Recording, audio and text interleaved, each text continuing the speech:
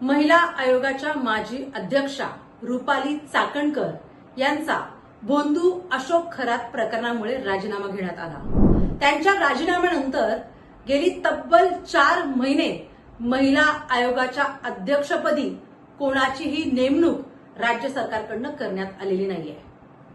आज महाराष्ट्रात दररोज महिला अत्याचाराच्या घटना घडत आहेत, हुंडाबळीचे प्रकरण होत आहेत, याशिवाय सायबर गुन्ह्यामध्ये सुद्धा दिवसेंदिवस वाढ होत आहे।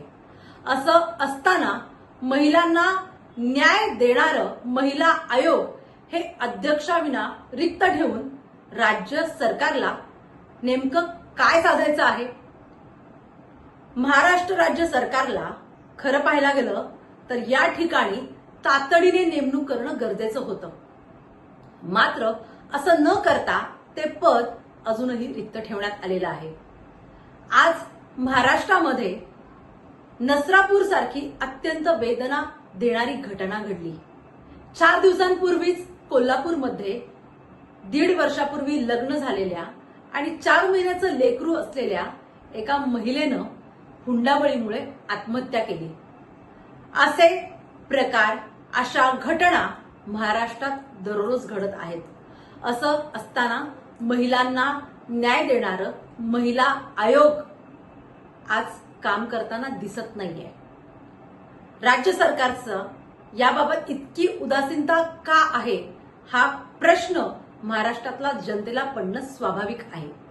मग मनात कुठेतरी अशी शंका येते की भोंदू अशोक खरात प्रकरणाचा निकाल लागल्यानंतर पुन्हा राजीनामा दिलेल्या व्यक्तीची फेरनिवड तर करायची नाही का?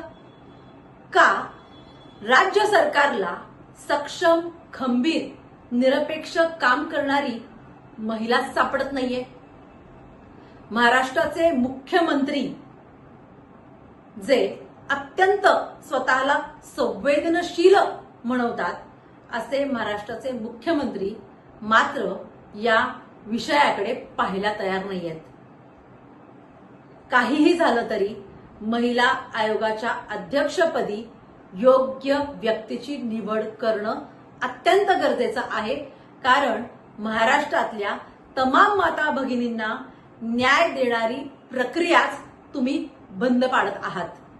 आज महाराष्ट्र राज्य सरकारच्या उपमुख्यमंत्री या महिला असताना सुद्धा सुनेत्राताई पवार याच्यावरती बोलायला तयार नाहीयेत। राज्य सरकारला या माध्यमातून मी विनंती करते की तातडीने महिला आयोगाच्या अध्यक्षपदी सक्षम, निरपेक्ष, खंबीर व राजकीय नसलेल्या व्यक्तीची निवड करण्यात यावी।